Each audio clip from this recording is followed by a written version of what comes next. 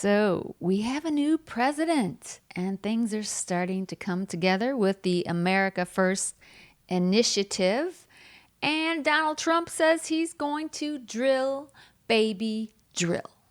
And that's a good thing for you and me.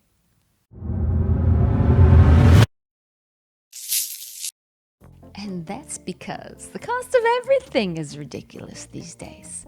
From food to housing, energy costs, fuel in your car, insurance, it's all ridiculously high. So if providing lower energy costs for you and me, which will have a nice trickle-down effect, is his plan, I am all on board.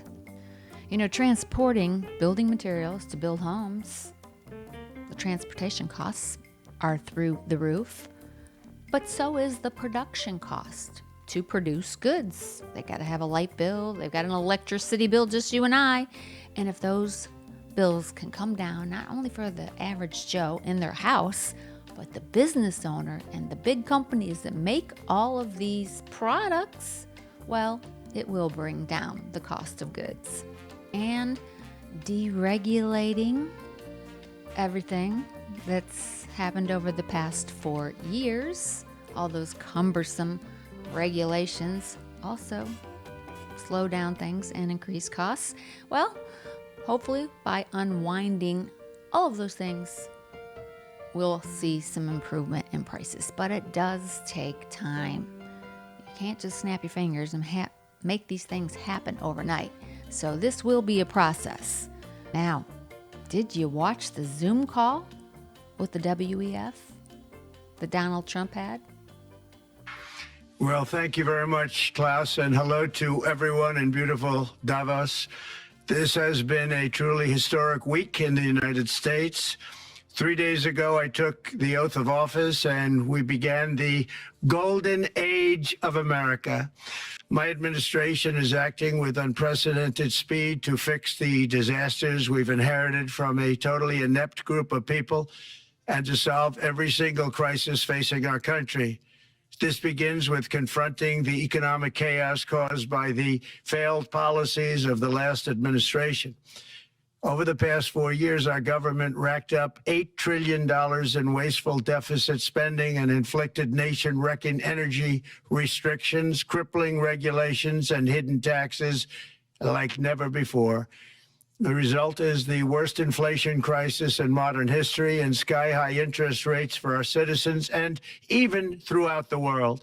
The inflation rate we are inheriting remains 50% higher than the historic target. It was the highest inflation probably in the history of our country.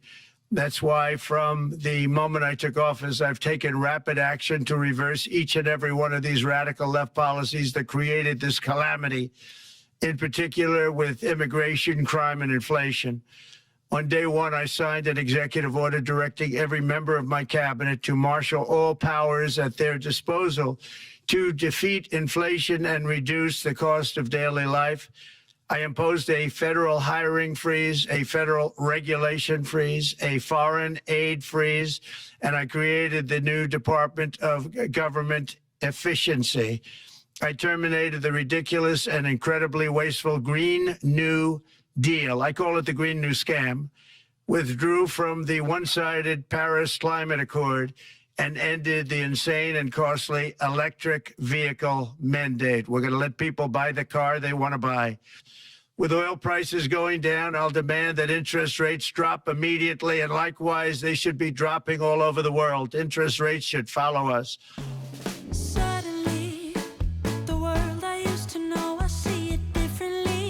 Now, while I agree he'll fix a lot of things, I'm not so sure that he's going to be able to affect interest rates. He may want to.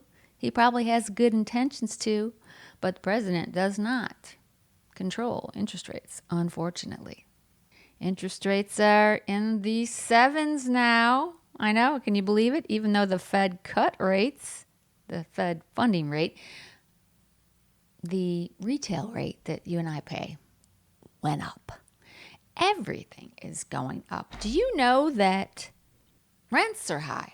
Do you know that it takes over $63,000 a year as a salary to afford rent, the average rent now. And rentals are very profitable, because the rents are high. That's why we have so many investors putting in these real estate investment trusts. They are profitable. That's right. Developers love to build apartment complexes. And across the nation, we are starting to see some developers converting malls into apartments. And, most of them are going to tout that they're affordable types of rentals, but I haven't seen that. We even have a development happening here in Florida over on the West Coast, a mall that's being developed into apartments. 140 affordable apartments. I'll use the word affordable loosely because the average apartment rental cost for a one bedroom, at least in my area, is $1,700, $2,500 for a two bedroom, and $3,000 a month for a three bedroom apartment. To me, that's not affordable.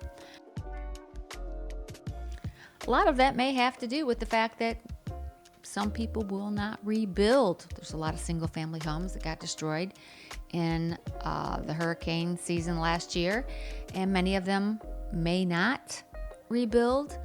There's always a chance that something like a high density housing will go in instead in certain areas. Got to keep your eyes open for that. Look at California. There's a lot of speculation that these fires, well, they certainly weren't natural. Let's just leave it at that. And there were people setting additional fires. So a lot of speculation as to whether they will rebuild back those single family homes and if people will come back, and whether or not they will build high density housing, big apartment complexes, also known as 15-minute cities. Could happen. And I always love the news that comes out of publications that are associated with the real estate business. They always seem to put a positive spin on everything, even if they have to. Like the Mortgage Bankers Association said that mortgage applications were up 33%. They weren't up 33%. They were 33% week over week. And even their own language says it included an adjustment for New Year's holiday. So they want to make the number look bigger. I get aggravated with these type of articles where they try to make, I don't know if they're trying to make realtors feel better or the public feel better. I don't know what they're trying to do. But I guess week over week, there was a slight increase. I'd be more excited to see if it was like month over month or quarter over quarter, where it's an increase in applications on a consistent basis. I'll get off my soapbox now. It's a new year. If I haven't told you, Happy New Year. I hope that you had a lovely holiday season and you've got lots of New Year's resolutions in your daily planner that you've already broken, like most of us. Real estate numbers did finally come out.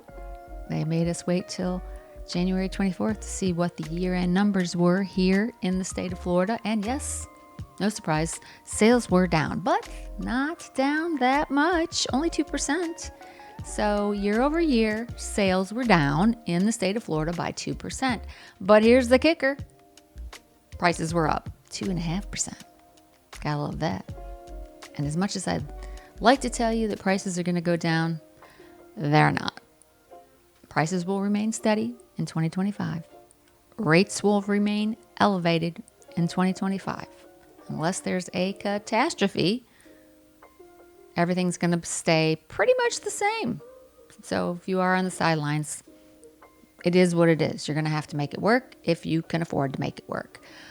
Now, there's lots of speculation about the stock market having a correction, and of course that could affect the housing market.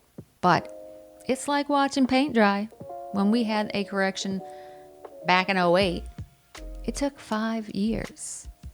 2008, prices started to go down slowly, and they finally hit the bottom in 2012. 5 freaking years it took. So if you were trying to time the market, you had to do it over 5 years. You had to sit around and wait. And it's almost impossible to time the market. But in late 2012, prices started to go up again. So I think it would be the same here. And it would take a catastrophe in the stock market in order to make that happen. And somehow I just don't think that's going to happen. We may have a small correction of some sort. I mean, there's lots of indicators that are stating we're going to have one. You know, if you've watched Warren Buffett, he's sitting on the side in cash. So I don't have a crystal ball. If I did, I would be using it. But tell me what you think. What do you think is going to happen in 2025? I'd love to hear from you. I love reading your comments. I'd certainly like to know what you thought about Trump's address to the WEF. And he withdrew from the WHO. I was more happy with that because nobody's going to force me to take the jab or tell me I can't go to work. And they wanted to have that ability in their last initiative that someone else in the previous administration agreed to.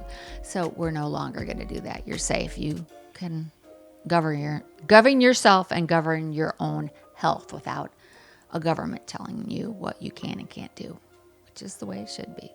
But yeah, love to hear what you think. And that's just a little update on what's happening in the market. Rents are high. House prices are high. Lots of building going on. Apartment building. Lots of apartment building going on. I'll be curious to see if that changes, you know. I mean, I kind of know why it's been going on.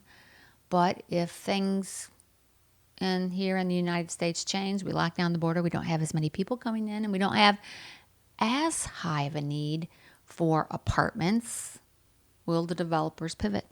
We'll see. Anyways, put your comments below. Don't forget to like, subscribe, and I hope to see you on the next one. Take care.